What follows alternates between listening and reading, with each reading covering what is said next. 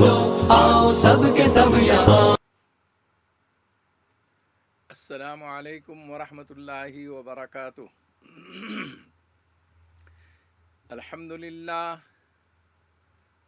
للہ کفا وسلام علی عبادہ الذین اصطفى، اما بعد فاعوذ باللہ من الشیطان الرجیم، بسم اللہ الرحمن الرحیم۔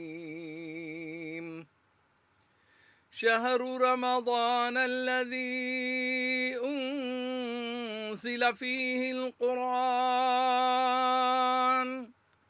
ھدی للناس وبینات من الہدی والفرقان۔ وقال اللہ تبارک وتعالی فی شان حبیبہ، ان اللہ وملائکتہ یصلون علی النبی، یا ایہا الذین آمنوا صلوا علیہ وسلموا تسلیما۔ اللهم صل على محمد النبي الأمي وعلى آله وأصحابه البررة الكرام، وعلى سائر الأنبياء والمرسلين والملائكة المقربين،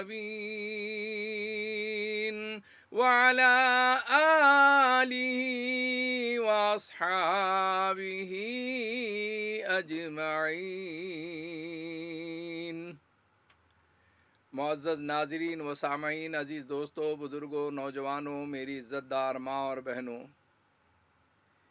اللہ کے فضل و کرم سے رمضان المبارک کا پہلا عشرہ ختم ہو رہا ہے۔ اللہ تعالیٰ نے جس قدر ہمیں توفیق عطا فرمائی ہے نمازوں کی، روزوں کی، تراویح کی، اللہ تعالیٰ ہماری عبادتوں کو قبول فرمائے اور اس رمضان المبارک کے پیغام کو ہمیں سمجھنے اور سمجھانے کی توفیق عطا فرمائے۔ میرے عزیز دوستوں اور بزرگوں، عام دنوں میں اللہ تعالیٰ نے ایمان کے بعد حرام اور حلال کی تمیز پیدا کرنے کا ایک پیغام دیا ہوا ہے کہ مسلمان حرام سے بچتا ہے اور مسلمان صرف اور صرف حلال طریقوں سے اپنی زندگی کو گزارتا ہے، بسر کرتا ہے۔ میرے عزیز دوستو، 11 مہینے اللہ تعالیٰ نے ہمیں حرام سے بچایا اور رمضان المبارک کے اندر ہمیں دن میں حلال چیزوں سے بھی بچنے کا حکم فرمایا ہے۔ اب بندہ مومن کا امتحان ہوتا ہے، بندہ مومن کی ایک آزمائش ہے کہ 11 مہینے تک کے حلال کا استعمال کیا اور اب ایک مہینے کے اندر چاند دکھتے ہی اللہ نے حکم فرمایا ہے کہ روزہ رکھو اور حلال چیزوں سے بھی بچنے کی کوشش کرو۔ حلال چیز بھی گویا ایک وقتی طور پر دن بھر حرام ہو جاتی ہے، کوئی یہ تعویل نہیں کر سکتا، کوئی یہ سمجھانے کی کوشش نہیں کر سکتا، کوئی یہ جواز نکالنے کی کوشش نہیں کر سکتا کہ صاحب یہ تو حلال غذا ہے، میرے ہاتھ کی کمائی ہے، پسینے کی کمائی ہے، اور اللہ نے خود قرآن میں، حدیث میں اسے حلال قرار دیا ہے، لہذا میں اگر تھوڑا سا استعمال کر لے رہا ہوں تو کیا حرج ہے؟ فرمایا، اہل اللہ فرماتے ہیں کہ عام زندگی میں جو مزاج بنا ہوا ہے، کیا حرج ہے، کیا حرج ہے، اصل میں یہ کہنا ہی ایک مرض ہے، یہ ایک بیماری ہے۔ اللہ کا حکم ہے آپ کریے، اللہ نے منع کیا ہے آپ چھوڑ دیجئے۔ ما آتاکم الرسول فخذوه وما نهاکم عنه فانتهوا، ما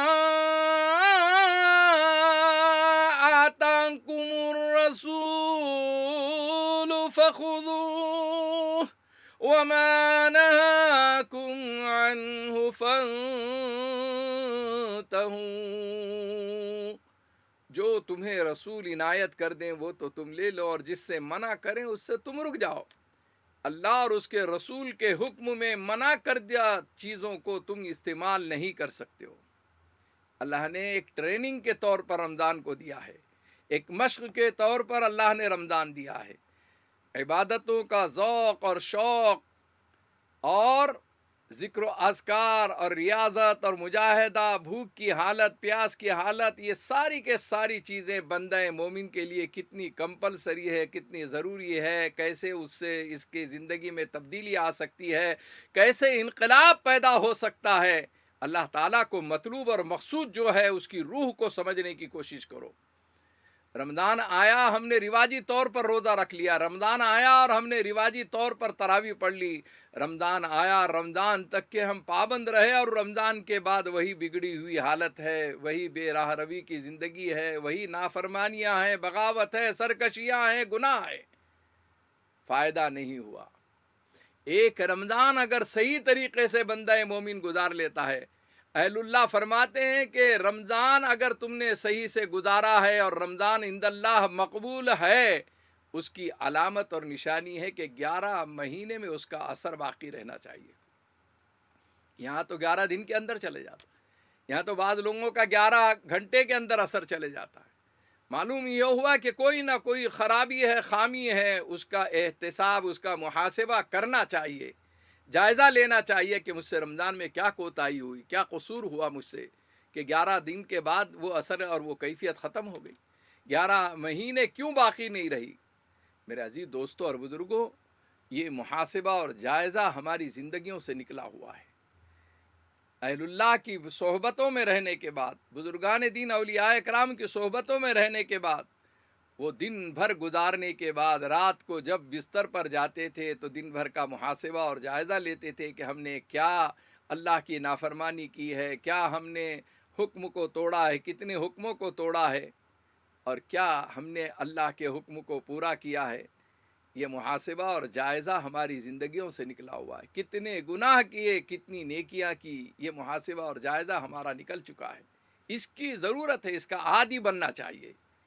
جب زندگی میں کوئی نہ کوئی تبدیلی ضرور آتی ہے، 1 مہینہ 2 مہینہ نہیں، بلکہ زندگیاں بنانے کے واسطے، اصلاح نفس کے لیے، باطن کے تزکیے کے لیے، تزکیہ نفس کے لیے اہل اللہ کی خانقاہوں میں لوگ جایا کرتے تھے، بزرگان دین اولیاء اکرام کی صحبتوں میں بیٹھا کرتے تھے اور اپنی زندگی کی اصلاح کی فکر کیا کرتے تھے۔ آج وہ بھی فکر ختم ہو چکی ہے، وہ خانقاہی طرز فکر بھی ختم ہو گئی، اس لیے اس کو پیدا کرنے کی ضرورت ہے، ان بزرگوں کی صحبت میں جانے کی ضرورت ہے۔ میرے عزیز دوستو، اللہ تعالیٰ نے 11 مہینے ہمیں حرام سے بچایا، اور رمضان المبارک کے اندر دن میں چند گھنٹے، 12 گھنٹے، کہیں 14 گھنٹے، کہیں 20 گھنٹے، کہیں تو 22 گھنٹے کا روزہ ہوتا، 22 گھنٹے تک کے اللہ فرما رہے ہیں کہ تم حلال چیزوں کو بھی استعمال نہیں کر سکتے۔ میری بیوی ہے، حلال ہے، ہمیں حرام سے بچنے کے لیے، زنا سے بچنے کے لیے میں نے نکاح کیا ہے، سب صحیح ہے، لیکن روزے کی حالت کے اندر آپ وہ صحیح کام جو عام دنوں میں آپ کرتے ہیں، جس کو آپ صحیح سمجھتے ہیں، وہ آج کے دن منع ہے، بلکہ ویسی گفتگو بھی منع ہے۔ وہ گفتگو جس میں لذت ہو شہوت کی، وہ گفتگو جس میں لذت ہو پیار اور محبت کی، اس سے بھی بچنے کے لیے فرمایا کہ یہ بارڈر ہے، اگر تم یہ کرنے لگ جاؤ گے تو خدا نہ خواستہ کچھ غلطی کر بیٹھو گے۔ لہذا بیوی تو حلال ہے، لیکن اللہ کا حکم نہیں ہے، اس لیے رک جا رہا ہے۔ پانی حلال ہے، کھانا حلال ہے، لیکن اللہ کا حکم نہیں ہے، اس لیے رک جا رہا ہے۔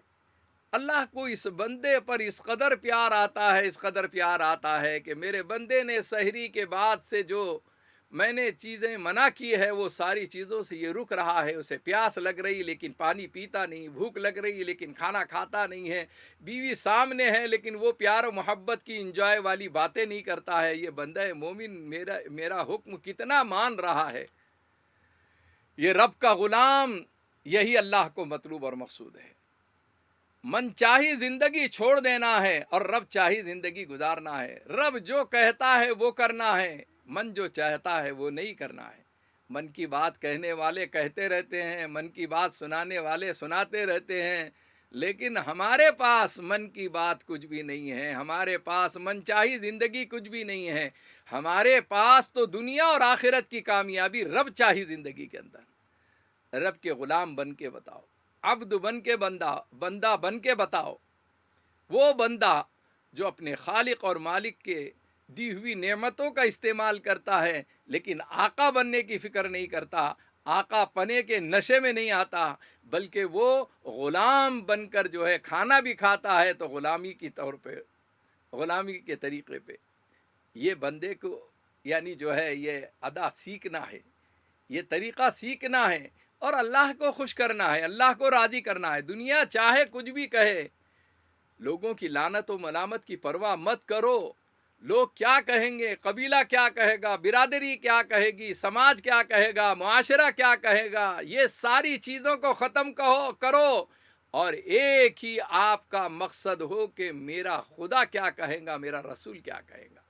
میں رب چاہی زندگی گزار کر ساری مخلوق چاہے مجھ سے ناراض ہو جائے, رشتہ دار مجھ سے ناراض ہو جائے, پرواہ نہیں ہے. مجھے دنیا میں بھی کامیابی ملنے والی ہے اور آخرت میں بھی کامیابی ملے. واطیعوا اللہ واطیعوا الرسول, اللہ اور اس کے رسول کی اطاعت کرو. اطاعت اور فرما برداری میں کامیابی ہے اور نافرمانی اور بغاوت میں ناکامی ہے. تو 11 مہینے آپ نے حرام سے بچے اور ایک مہینہ آ رہا ہے اور مہینہ چل رہا ہے, اس میں آپ حلال سے بھی بچ رہے ہیں اور یہ ثابت کر رہے ہیں کہ میں خالق اور مالک کا وہ بندہ ہوں, جو وہ حکم کہتا ہے میں وہی اس کی پابندی کرا کرتا ہوں. یہ پابند بندہ ماشاء اللہ. اور حرام اور حلال میں تمیز ایمان کے بعد بہت اہم ہے, لوگ اس کو سمجھ نہیں رہے. ایک حرام کا لقمہ 40 سال کی عبادت کو ضائع کر دیتا ہے. اب اندازہ لگائیے, کھانے پینے کے مسئلے میں ہو, حرام کسی اور چیز کے دیکھنے میں ہو, سننے میں ہو, کرنے میں ہو, دل و دماغ کے اندر ہو, حرام اگر آپ کی زندگی کے اندر آ رہا ہے تو ان چور راستوں کو کیسے آپ بند کر سکتے ہیں, اس کی فکر آپ کو ہونا ہے. میرے عزیز دوستو, اللہ کو حلال پسند ہے اور حرام انتہائی ناپسندیدہ ہے اللہ کے پاس. اور حرام اور حلال اگر آپ نہیں سمجھنا چاہتے ہیں, بعض لوگ کہتے ہیں کہ مولانا لوگوں کا کام ہے ہر چیز میں یہ حرام ہے, وہ حرام ہے, یہ بدعت ہے, وہ ناجائز ہے, یہ کہتے رہتے ہیں. نہیں میرے بھائی, آپ اندازہ لگاؤ کہ یہ اگر آپ سوچ رہے ہیں اس کو ایزی لے رہے ہیں تو ایزی مت لیجئے. آپ دیکھیے کہ کتنے نکتے کی بات کسی بزرگ نے فرمائی ہے. میں اکثر کہا کرتا ہوں کہ حرام اور حلال آپ لکھیے, ایک بورڈ پر لکھیے اور بچوں کو سمجھائیے, خاندان والوں کو بٹھا کر سمجھائیے, اپنی فیملی کو سمجھائیے, آپ کو وہ مسئلہ آسانی سے سمجھ میں آ جائے گا. ان کے بھی ذہنوں میں بات پیدا ہو جائے گی جو اللہ کو مطلوب اور مقصود ہے. یہ 2 لفظ جو ہے ہمیں اہل اللہ بڑے بڑے نکات, بڑے پیاری پیاری باتیں جو ہے نکتے کی باتیں ہمارے سامنے پیش کر دیتے ہیں. فرماتے ہیں, میں اکثر کہا کرتا ہوں کہ حرام لکھیے اور اس کا ہے نکال دیجیے آپ, اور حلال لکھیے اس کا ہے نکال دیجیے, کیا بچے گا آپ؟ یہ 2 ہے میں مسلمانی ہے. جیسے کلمے کے 2 جز ہوتے ہیں, لا الہ الا اللہ محمد رسول اللہ, یہ کہنے کے بعد ہی وہ مومن ہو سکتا ہے, مسلم ہو سکتا ہے. اگر ایک ہی جز پر اٹکا ہوا ہے, لا الہ الا اللہ لا الہ الا اللہ لا الہ الا اللہ محمد رسول اللہ کہہ رہا ہی نہیں ہے, تو مسلمان نہیں ہے. خالی محمد رسول اللہ کہہ رہا ہے تو بھی مسلمان نہیں ہے. کلمے کے 2 جز ہیں. اسی طریقے سے فرمایا کہ یہ 2 ہا میں مسلمانی چھپی ہوئی ہے. ایمان کا راز اسی 2 ہے کے اندر ہے. یہ 2 ہے اگر ہم اڑا دیتے ہیں تو کیا بن جاتا ہے؟ حرام میں کا جو ہے اڑا دیجیے, رام بچا. حلال میں کا ہے اڑا دیجیے, لال بچا. 2 ہے اڑا دینے سے یہ رام لال بن جاتا ہے. یہ رام لال بن جاتا ہے. اب جب رام لال بن جاتا ہے تو اسے کہیں بھی گھنٹہ بجانے دو, اس کو کہیں بھی جانے دو, کسی کی بھی تعریف کرنے دو, کتنا بھی سیکولر بننے دو, گھر میں غیر مسلم بیوی کو لانے دو, سب چیز اس میں کوئی فرق نہیں پڑتا, کوئی فرق نہیں پڑتا. کیونکہ اس لیے کہ وہ رام لال ہے، اس کو دو ہے جو ہے برداشت نہیں ہوئی اور اس نے گویا اس کا انکار کر دیا. اب اس کے سامنے حرام اور حلال کی تمیز کرنا اور حرام اور حلال کی باتیں کرنا، اس کو تو جو ہے بیزارگی آئے گی، اس کو تو اس سے نفرت آ جائے گی، یہ تو غصے میں آنے لگ جائے گا، یہ تو بفرنے لگ جائے گا، یہ جذبات میں آنے لگ جائے گا کہ ہمیں کیوں سمجھاتے ہو. حالانکہ یہ دو ہے جو ہے اگر جس نے پکے سے پکڑ لیا ہے تو وہ دنیا بھی کامیاب کر لے رہا ہے اور آخرت بھی کامیاب کر لے رہا ہے. حرام میں کا ہے نکال دیجئے رام بچا، حلال میں کا ہے نکال دیجئے لال بچا. دو ہے کو اڑا دینے سے رام لال بن جاتا ہے. ہم تو تمہیں وہ تعلیم دینا چاہتے ہیں، اللہ رسول کی وہ تعلیم دینا چاہتے ہیں کہ رام لال کے بجائے آپ شیخ لال بنیے، آپ قیمتی بنیے، آپ قیمتی بنیے. آپ کو اللہ تعالیٰ نے اس دنیا کے اندر خلیفہ بنا کے بھیجا ہے. اور خلیفہ کیسا ہوتا ہے؟ خلیفہ ارض آپ کو یہ اللہ تعالیٰ نے خلعت عطا کی ہے، یہ جبہ عطا کیا ہے، سند عطا کی ہے، یہ سرٹیفکیٹ ہے. خلیفہ بنا کر بھیجا اللہ تعالیٰ نے. آپ کو خیر امت بنا کر اللہ تعالیٰ نے بھیجا ہے. کنتم خیر امت اخرجت للناس، کنتم خیر امت اخرجت للناس تأمرون بالمعروف وتنہون عن المنکر. تم بہترین امت ہو، تم بھلائی کا حکم کرتے، برائیوں سے روکتے. اگر آپ بھلائی کا حکم نہیں کر رہے اور آپ برائیوں سے نہیں روک رہے تو خیر امت کیسے بنیں گے آپ؟ اس لیے خیر امت بن جاؤ. اپنے سارے کاموں میں ایک کام پیدا کر لیجئے کہ میں جو ہے بھلائی کا حکم کروں گا، برائیوں سے روکوں گا، دعوت و تبلیغ کروں گا، دعوت و تبلیغ کی محنت میں لگوں گا، چاہے انفرادی دعوت و تبلیغ کروں میں یا اجتماعی کروں، کسی جماعتوں سے منسلک ہو کر کروں. لیکن یہ امت کے لیے اللہ تعالیٰ نے کام عطا کیا ہے اور وہ زندگی سے رکا ہوا ہے، چھوٹا ہوا ہے، اس کو اپنی زندگی میں داخل کرو. بہت ساری چیزیں، یہ چیز نہیں آتی وہ سیکھ لیتے، وہ چیز نہیں آتی کوئی اور چیز سیکھ لیتے. انگریزی نہیں آتی وہ سیکھ لیا آپ نے، مراٹھی نہیں آتی وہ سیکھ لیا، عربی نہیں آتی وہ سیکھ لیا آپ نے، کئی لینگویج کئی زبانیں سیکھ لی. لیکن آپ دعوت کا کام کیوں نہیں سیکھے؟ آپ دائی کیوں نہیں بننا چاہتے؟ آپ دائی بنیے، خیر امت میں آئیے. تو اللہ تعالیٰ نے اس کو خلیفہ ارض بنا کر بھیجا ہے. آپ کا بہت بڑا مقام ہے. آپ حرام اور حلال کی تمیز کرنا آپ کے لیے بہت ضروری ہے. وہ شخص جو مسلمان نہیں ہے اس کے لیے حرام اور حلال کا مسئلہ نہیں ہے، لیکن آپ کے لیے بہت بڑا ہے. اور بہت آسانی سے میں سمجھانا چاہتا ہوں کہ حرام کو سمجھنے کے لیے ایک مثال ہے. تھوڑا سا صبر کرو حلال ہے، اور تھوڑی سی عجلت کر لو وہ حرام ہو گئے. ایک بزرگ مسجد کے سامنے سے گزر رہے تھے. انہوں نے سوچا کہ چلو اللہ کا گھر ہے، 2 رکعت نماز پڑھ لیں گے. گھوڑے سے اترے، ادھر ادھر دیکھا کہ کوئی باندھنے کی چیز نہیں نظر آ رہی ہے، گھوڑے کو باندھنے کے لیے کوئی چیز نہیں ہے.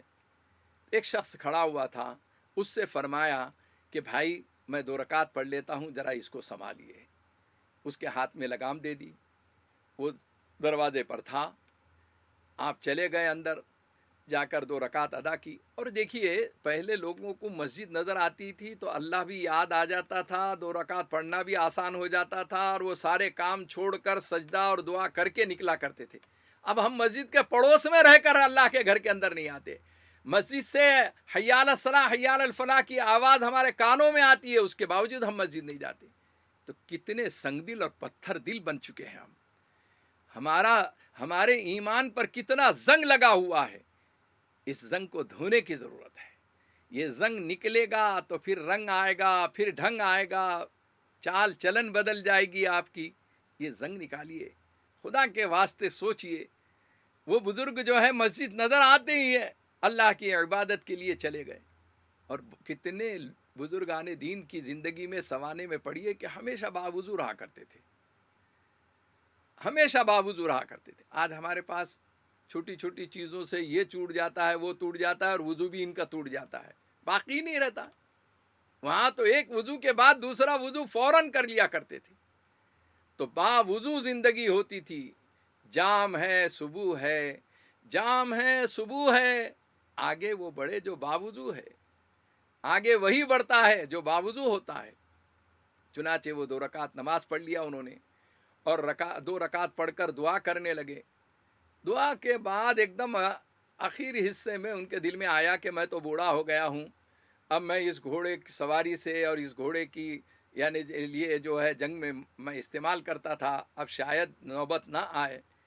دل میں خیال کیا کہ چلو اس نوجوان کو ہی میں ہدیہ کر دیتا ہوں۔ انہوں نے ادھر دعا کی اور دعا کے بعد اٹھے اور باہر جا کر جو دیکھا تو وہ گھوڑا بھی غائب ہے اور نوجوان بھی غائب ہے۔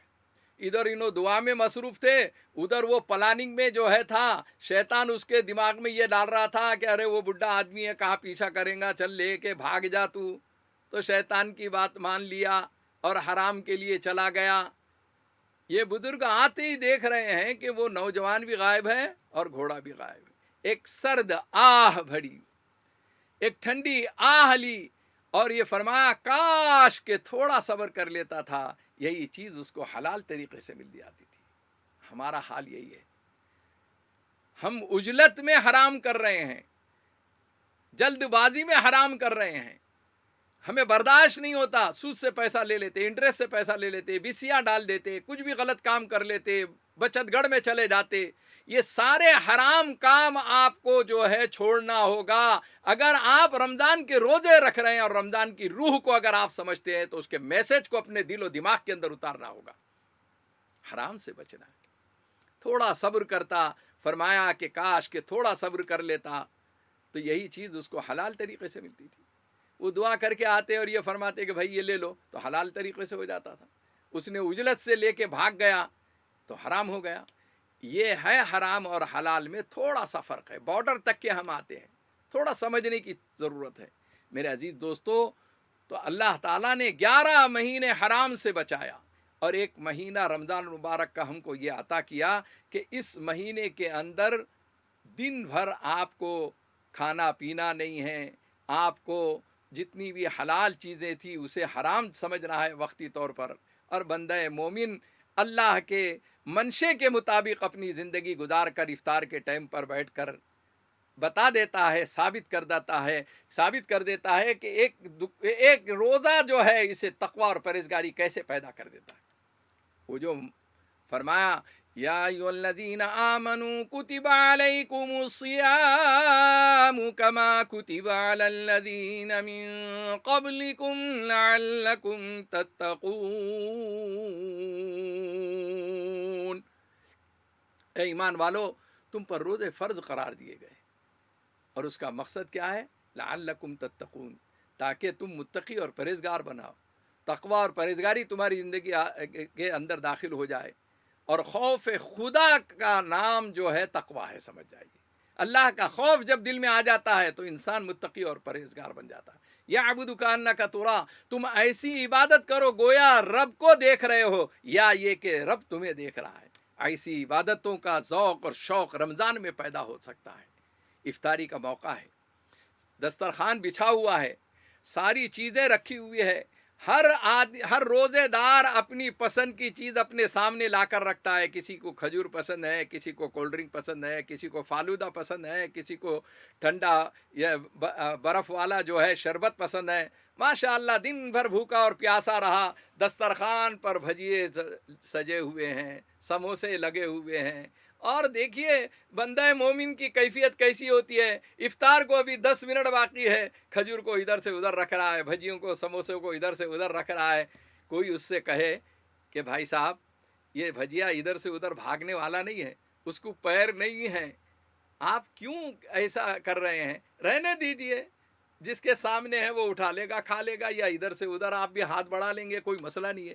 لیکن نہیں، یہ بیچارہ روزے دار جو ہے دل کو بہلاتے رہتا ہے، دل کو بہلانے کو غالب یہ خیال اچھے ہیں، اس کو رہ نہیں جاتا ہے، کبھی جو ہے کھجور کے اندر کی گٹلی نکالتا ہے، کبھی بھجیوں کو ادھر سے ادھر رکھتا ہے، کبھی جو ہے سموسے کو ادھر سے ادھر رکھتا ہے، کبھی گلاس کو ادھر سے ادھر سرکاتا ہے، ہر طریقے سے ہاتھ یعنی جو ہے اس کا دسترخوان تک کے پہنچائے، لیکن کیا مجال ہے کہ اس ہاتھ سے لقمہ کھا لے؟ ہو نہیں کھاتا۔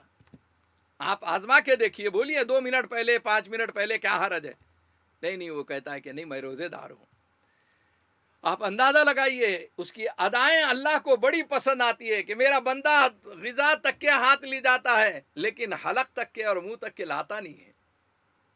حالانکہ کوئی یہ کہہ سکتا ہے کہ صاحب یہ حلال غذا ہے، یہ پانی حلال ہے اور ہم کھا سکتے ہیں۔ نہیں، یہی تو ٹریننگ ہے رمضان کی کہ ہمارا حکم ہوگا تو کھانا ہے، مال تمہارا ہے لیکن ہمارے حکم کے مطابق اس کو لگانا ہے۔ شادیوں میں خوب فضول خرچیاں کی، میرا مال ہے، میں جیسے چاہوں گا ویسا کروں گا۔ نہیں، مال دیا ہوا ہے، اللہ کا دیا ہوا ہے، یہ جان دی ہوئی ہے، اللہ کی دی ہوئی ہے، یہ جان کو بھی تم جیسا چاہے ویسا استعمال نہیں کر سکتے ہو، طاقت کا تم ایسا غلط استعمال نہیں کر سکتے ہو، یہ طاقت اللہ کی دی ہوئی نعمت ہے۔ یہ جان اور مال پر اللہ کے حکم کا کنٹرول ہونا، وہ ریموٹ کنٹرول وہاں پر ہے۔ آپ مرضی مت چلائیے، من چاہی زندگی مت گزاریے، آپ میرا مال ہے، میں جو چاہوں گا وہ کروں گا، یہ نہیں کر سکتے۔ 10 لاکھ روپے شادیوں میں خرچ کر رہے ہیں، 2 لاکھ روپے گھوڑے جوڑے کی رقمیں لے رہے ہیں۔ آپ سوچو تو صحیح، مال کا کتنا غلط استعمال کیا، اعمال کا بھی غلط استعمال کیا۔ لیکن یہ رمضان المبارک آپ کو جو ہے ایک سلیقے کی زندگی، ایک ترتیب والی زندگی پر لا کر کھڑا کر رہا ہے کہ ہاتھ میں حلال غذا ہے، وہ سموسے اور بھجیے ہیں لیکن حلق تک کے نہیں لی جا رہا ہے۔ اور ماشاء اللہ ان دنوں میں آپ یہ دیکھیں گے کہ اگر کوئی شخص آ جائے اور اس کے کن پٹی پہ بندوق رکھ دے اور یہ کہے کہ تمہیں یہ کھانا پڑے گا، یہ کولڈ ڈرنک جو ہے پینا پڑے گا، ایک بھجیا سموسا کھانا پڑے گا ورنہ میں تمہاری کھوپڑی اڑا دوں گا، تو بندوق اگر یعنی جو ہے لگی ہوئی ہے یا ریولور آپ کے کن پٹی پہ لگی ہوئی ہے، اس کے باوجود یہ بندہ مومن کا جملہ یہ نکلتا ہے کہ میں جان دینا پسند کرتا ہوں لیکن ایمان دینا پسند نہیں۔ معلوم یہ ہوا کہ خوف کام نہیں آیا، لالچ بھی کام نہیں آتی۔ اس وقت میں کوئی شخص آیا 2 ہزار کی نوٹیں 3-4 نکالا اور کہا کہ بھائی یہ جو آپ فالودہ پی لیجئے، آپ ایک سموسا کھا لیجئے، ایک بھجیا لے لیجئے، ایک کھجور لے لیجئے، کیا فرق پڑتا 10 منٹ پہلے مولانا لوگ بولتے رہتے۔ تو آپ کو یہ لالچ بھی کام نہیں آ رہی ہے، آپ نہیں کہتے ہیں۔ اور یہ بندہ مومن کی ادا اللہ کو بڑی پسند آتی ہے۔ یہ روزے دار یہ کہنا چاہتا ہے کہ میرے سامنے تم یعنی جو ہے لالچ دے رہے ہو لیکن یہ روپے اور پیسے کے خاطر میں اللہ کے حکم کو نہیں توڑ سکتا۔ کیسی ایک روزے میں یعنی جو ہے خوف خدا کیسا پیدا ہو گیا، اللہ کا خوف کس قدر اس کے دل و دماغ کے اندر آ گیا ہے۔ یہ اللہ سے ڈر رہا ہے، بندے سے نہیں ڈر رہا۔ نہ لالچ کام آئی، نہ خوف کام آیا، اور یہ بندہ مومن روزے دار نے کہہ دیا کہ میں جان دینا پسند کرتا ہوں، ایمان دینا پسند نہیں کرتا۔ اور دوسری ادا اس کی بڑی پیاری، کوئی لوگ کہہ دیتے ہیں کہ ہاں صاحب میری راڈو گھڑی کے اندر اور میری رولیکس گھڑی کے اندر ٹائم ہو گیا ہے، اور امام صاحب اس دن کہتے ہیں کہ 2 منٹ باقی ہے، 1.5 منٹ باقی ہے، 1 منٹ باقی ہے۔ کوئی وہاں پر افطار کرنے والا روزے دار اپنی چلاتا نہیں ہے، یہ نہیں کہتا ہے کہ میری گھڑی میں ٹائم ہو گیا میں کھا لے رہا ہوں 5 منٹ پہلے، 2 منٹ پہلے، 1 منٹ پہلے۔ اب یہ تکی لگائے ہوئے بیٹھے ہوئے ہیں، امام صاحب کہہ رہے ہیں 2 منٹ باقی ہے، 1.5 منٹ باقی ہے۔ امام کا اتنا پابند معلوم ہوتا ہے، امام کی بات کو ماننے والا معلوم ہوتا ہے، اور عام دنوں میں وہ چیز نہیں ہوتی ہے۔ امام کے تابع بنو، جیسے نمازوں میں ان کی اتباع کرتے ہو، نماز کے علاوہ زندگی کے اندر بھی ان کے مشورے کے مطابق ایک اپنا امام بنائے رکھو۔ ایک عالم دین سے، ایک امام سے، امام وقت سے ہمارا تعلق کیسے ہونا چاہیے۔ انہوں نے روک دیا کہ ابھی 1.5 منٹ باقی ہے۔ مجال نہیں ہے بڑے مالدار صاحب کی، ٹرسٹی صاحب کی، صدر صاحب کی، متولی صاحب کی کہ وہ یہ کہے کہ مولانا صاحب تم ہمارے غلام ہیں، ہمارے نوکر ہیں، اور میرے سے تو گھڑی میں ٹائم ہو گیا میں تو کھا لے رہا ہوں۔ ایسا کسی کو کرتے ہوئے تم نے دیکھا ہے؟ نہیں، اور کوئی نہیں کرتا ایسی حرکت، اور کوئی کرے گا تو سارا مجمع اس کی جو ہے تو یعنی دھلائی کر دے گا۔ میرے عزیز دوستو، اس قدر امام کی بات کی پابندی کر رہے ہیں، اللہ کے حکم کی پابندی کر رہے ہیں، روزے دار کے اندر یہ اوصاف اور خوبیاں پیدا ہو گئی، خوف خدا پیدا ہو گیا، تقوی اور پرہیزگاری کی زندگی آ گئی. یہی اللہ تعالیٰ کو مطلوب اور مقصود ہے. وہ زندگی جس کو اللہ تعالیٰ چاہتے ہیں اس زندگی کو ہم کو گزارنا ہے، اللہ کے رسول صلی اللہ علیہ وسلم کے بتلائے ہوئے طریقے پہ چلنا ہے. اللہ جل شانہ مجھے آپ تمام کو اس پر عمل کی توفیق عطا فرمائے. وآخر دعوانا ان الحمد للہ رب العالمین. اللہم صلی علی سیدنا و نبینا مولانا محمد وعلی آل سیدنا و نبینا مولانا محمد وبارک وسلم. ربنا ظلمنا انفسنا وان لم تغفر لنا وترحمنا لنکونن من الخاسرین. یا ارحم الراحمین ہمارے گناہوں کو معاف فرما، ہماری خطاؤں لرزشوں کو معاف فرما. اے اللہ اس مبارک مہینے کے اندر جتنی ہم سے کوتاہی ہے اسے معاف فرما دیجیے، جتنے قصور ہوئے ہم سے معاف فرما دیجیے، جتنے گناہ صغیرہ اور کبیرہ اسے معاف فرما دیجیے. اے اللہ جتنا حرام کام کیا، حرام دیکھا ہے، حرام کا استعمال کیا ہے، اے اللہ اس سے بچنے کی توفیق عطا فرما. اے اللہ حلال کو پسند کرنے کی توفیق عطا فرما. اے اللہ حلال کے مطابق زندگی گزارنے کی توفیق عطا فرما. اے اللہ آخری سانس تک کے ہمیں حرام سے بچنے کی توفیق عطا فرما. اے کریم آقا کرم کا رحم کا معاملہ فرما، ہماری نمازوں کو قبول فرما، ہماری عبادتوں کو قبول فرما، قرآن کی تلاوت کو قبول فرما، قرآن کا حق ادا کرنے کی توفیق عطا فرما، ہماری تراویح کو قبول فرما. اے اللہ ہمارے صدقہ و خیرات کو قبول فرما، ہماری زکاتوں کو قبول فرما. اے اللہ کرم کا رحم کا معاملہ فرما. اے اللہ کورونا وائرس سے جو لوگ اس دنیا سے چل بسے ان کی مغفرت فرما، انہیں جنت الفردوس میں اعلیٰ جگہ نصیب فرما، ان کو شہید کا درجہ عطا فرما. اے اللہ جو دواخانوں میں پریشان حال ہیں ان کی پریشانیوں کو دور فرما دے. اے اللہ ان کے گھر والوں کو صبر عطا فرما، ہمت عطا فرما. اے اللہ بیماریوں سے نجات عطا فرما، بیماریوں سے شفا عطا فرما. اے کریم آقا پوری انسانیت کو کورونا وائرس سے نجات عطا فرما دیجئے. اے اللہ پوری امت کو کورونا وائرس سے نجات عطا فرما دیجئے. اے کریم آقا ہمارے ملک کے اندر اور ہماری ریاست میں اور ہمارے شہر کے اندر کورونا وائرس کے جتنے مریض ہیں اللہ تو ان کی مدد فرما دیجئے. اے اللہ جو آکسیجن کی کمی ہے اور جو دواؤں کی کمی ہے، اے اللہ غیب سے تو دوسری دواؤں کے اندر بھی تو شفا دے سکتا ہے. اے کریم آقا شفا کاملہ عاجلہ مستمرہ عطا فرما. جو اس دنیا سے چل بسے ان کی مغفرت فرما. اے اللہ جو جیل کی سلاخوں میں نوجوان پھنسے ہوئے ہیں، پڑے ہوئے ہیں، اے اللہ ان کے رہائی کے فیصلے فرما دیجیے، قیدیوں کے رہائی کے فیصلے فرما دیجیے. اے اللہ ان کے گھر والوں کو صبر عطا فرما دیجیے، ان کے گھر والوں کی اے اللہ ضروریات کو غیب سے پورا فرما دیجیے. ہمیں ان تک کے زکوٰۃ پہنچانے کی توفیق عطا فرما دیجیے. اے اللہ مدارس دینیہ مکاتب قرآنیہ کی حفاظت فرما دیجیے. اے اللہ ہر سال ہم زکوٰۃ نکالا کرتے تھے اور مدارس کو دیا کرتے تھے، یہ سفیر اب ہمارے چوکھٹ پر آنے والا نہیں. اے اللہ ہماری زکاتوں کو ان مدارس تک کے پہنچانے کی ہمیں توفیق عطا فرما. ان مدارس کی ضرورتوں کو پورا کرنے والا ہمیں بنا دے، تعاون کرنے والا بنا دے. اے کریم آقا کرم کا رحم کا معاملہ فرما. حضور پاک صلی اللہ علیہ وسلم سچی محبت و عقیدت ہمیں نصیب فرما. حضور پاک صلی اللہ علیہ وسلم کے طریقے پہ چلنا آسان فرما. حضور پاک صلی اللہ علیہ وسلم کے نورانی اعمالوں کی برکتوں ہماری دعاؤں کو قبول فرما. وصلی اللہ تعالی علی خیر خلقہ سیدنا مولانا محمد وآلہ واصحابہ وازواجہ وذریاتہ وآل بیتہ اجمعین. سبحان ربک رب العزة عما یصفون وسلام علی المرسلین والحمد للہ رب العالمین.